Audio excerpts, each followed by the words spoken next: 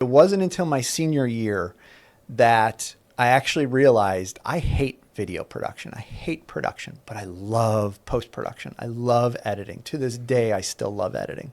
I'm not very good at it anymore because I don't do it enough, but I love piecing the puzzle together. Wow. So got out, graduated, got a job as a post-production assistant in the Chicago area. Year and a half after, I needed a change of scenery for a variety of reasons. And just at that time, again, no real internet, sent paper resumes and cover letters to anyone I could find that, doing searches on the early days of Netscape and AOL and all that. Yes. Got to a division of the Walt Disney Company called Disney Ideas. Mm-hmm. And my resume and my cover letter got on the right person's desk right as they were actually looking to fill a position. And so right place, right time, they invited me down, had an interview, and offered me a job. And I did all of that without my dad, who I was living with at the time, really knowing that I was looking to move.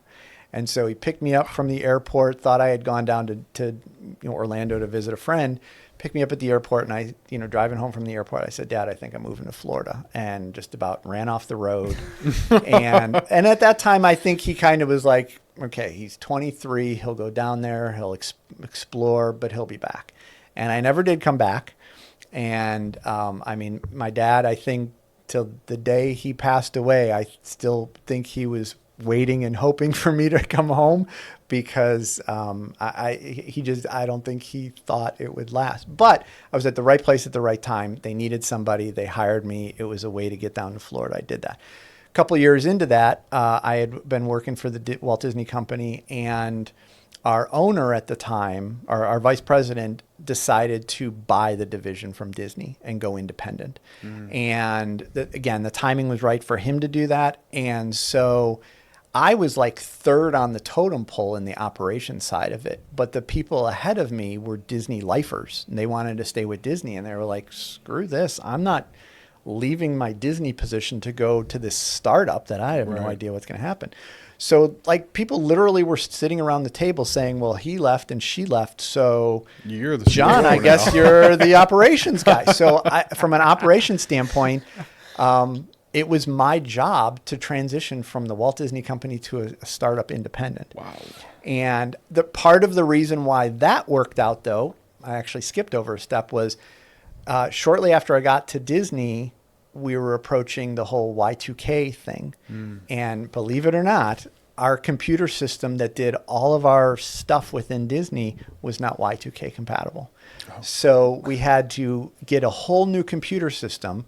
And they showed up for the kind of the rollout because, again, at that time, executives across the street made the decision and said, here, this is going to be your new software, not having any idea of what we actually did or how we did it. And they walked over and said, here's your new system, gave us a stack of like 12 or 15 floppy disks that had the actual program that you would load into a computer. Yep. And said, who wants to learn it? And nobody was interested. And so I said, all right, I'll do it. And so I loaded it in and learned it. And so I literally learned how the business was run from the ground up, because I had to enter it in the whole new system and load it in and figure out how to schedule and how to bill and how to put all the tape library in and all of these things, not knowing that a year and a half later, we were going to transition to our own business. And so again, kind of right place at the right time, and then took advantage of it. And then my role within Film Florida was needed a transition.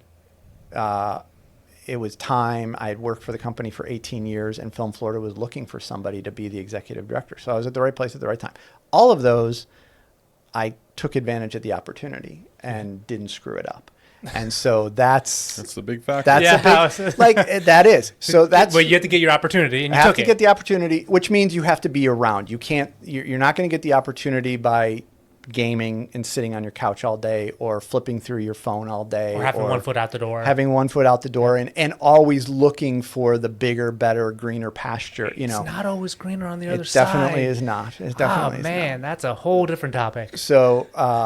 be at the right place at the right time, and then don't screw it up. The other one is a Kobe Bryant thing that I thought was awesome.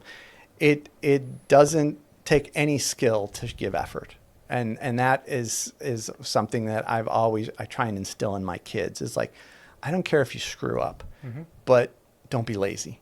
Just don't be lazy. And there are, it's a struggle. And again, old guy on the porch right now.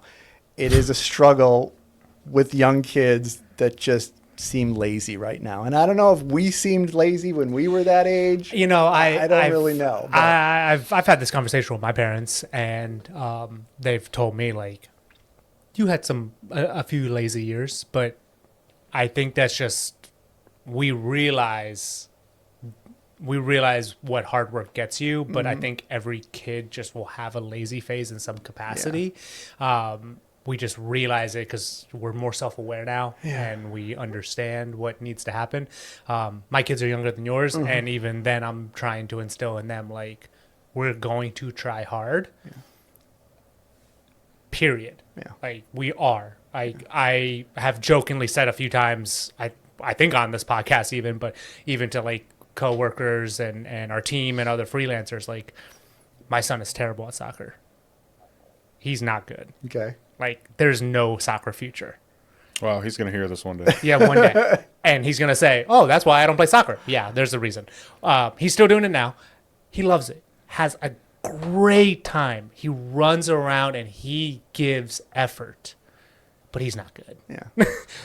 But he's out there running, and he's out there trying. He's learning the effort part, yes. So he eventually will find something he's good at. Exactly. And when you put the two together, then you actually. And that's what my wife and I are talking about. Is like, we actually think that after this season, we're going to try a different sport and see if something connects. Yeah.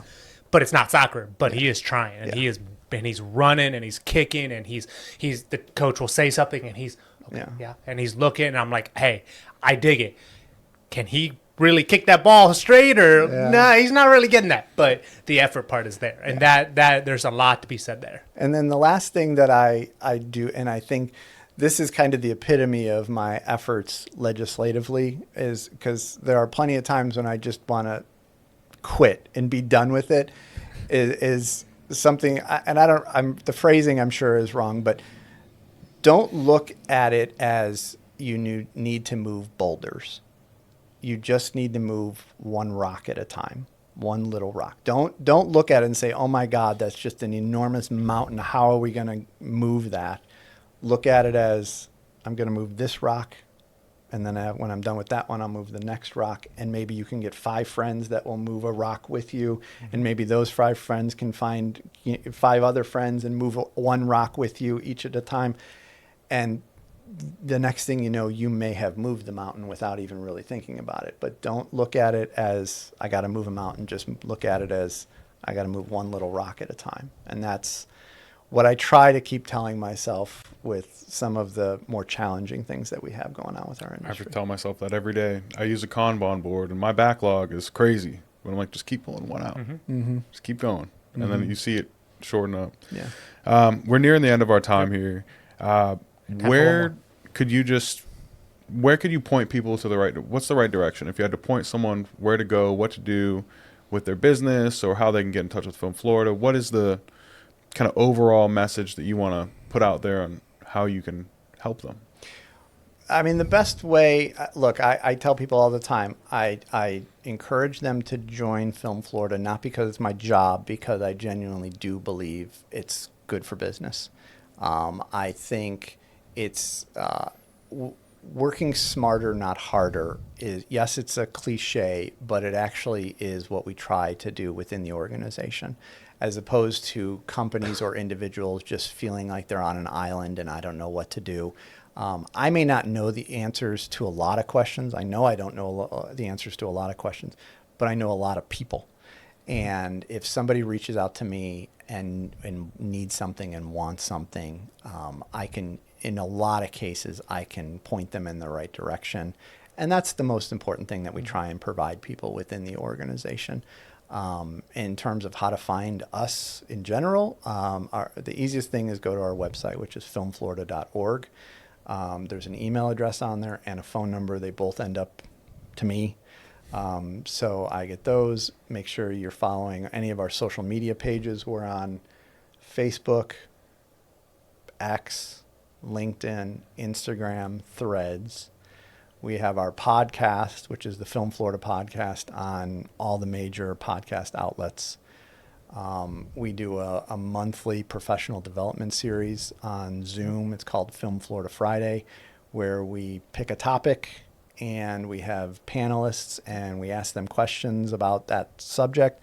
And then it's a regular Zoom session. So the last half of the event, we open it up to the audience just to ask their own questions. I know everybody's kind of zoomed out on things, but so it's a double-edged sword. If we're going to do something like this, like a panel discussion in Pinellas County, well, that nixes 80% of the state from participating. But hey, the 30 people here that might show up, they get a nice in-person thing. So we do them on Zoom, and we literally do have people from Pensacola to Key West that are able to participate and do participate. And so, yeah, nobody's going to argue that face-to-face, isn't going to be better and more effective, but we try and be as inclusive as we can. And so we do that once a month. So there's a lot of different things that we do for our members specifically. Me on the soapbox, it is aggravating when we get people that are looking for, can you connect me with this person? Can you help me find this? Can you, show me how to do this? Can I ask you questions about that?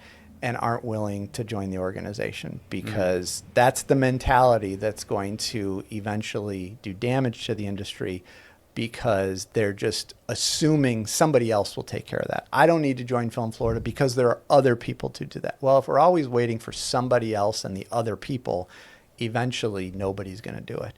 Whether it's Film Florida, whether it's in the industry, whether it's at your job, if you're always waiting for somebody else to handle it, eventually it's not going to get handled. So, well, I co-sign it. Sign up, people. There you go. Join. John, appreciate your coming over and having a face-to-face conversation with us. Absolutely. Thanks for having me. I'll be seeing you plenty the next 2 days. Yes. Thank you, John. Thanks. That was good. All right. All right.